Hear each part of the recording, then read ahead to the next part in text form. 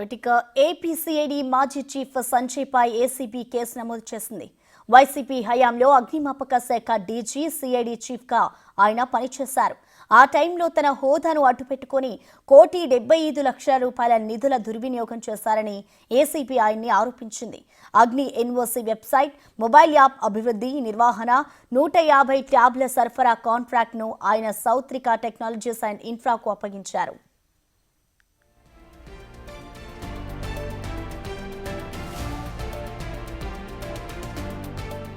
2023 ఫిబ్రవరి 15న ఒప్పందం కుదిరింది. ఒప్పందం అయితే కుదిరింది కానీ పనులు మాత్రం జరగలేదు.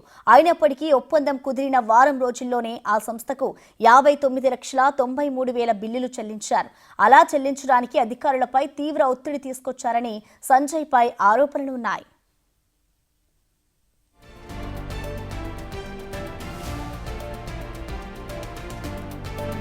నిబంధనల ప్రకారం అగ్ని ఎన్ఓసీ వెబ్సైట్, యాప్ కార్యకలాపాలు ప్రారంభించి ట్యాబ్లన్నీ సరఫరా చేసిన తర్వాత 50% నిధులు ఇవ్వాలి.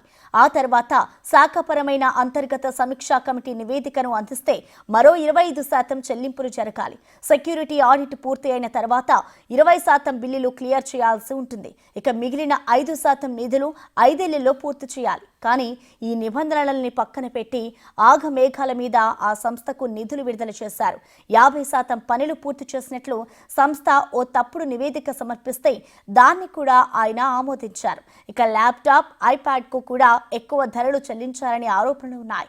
దీనిపై విచారణ జరిపిన విజిలెన్స్ ప్రభుత్వానికి నివేదిక సమర్పించింది.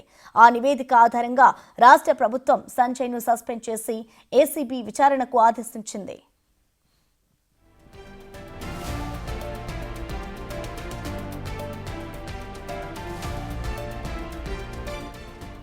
ఇక ఆ తర్వాత సిఐడి చీఫ్ గా ఉన్నప్పుడు ఎస్సీ ఎస్టీ అట్రాసిటీ నిరోధక చట్టంపై దళితులు, గిరిజనులకు అవగాహన సదస్సులు నిర్వహించారు.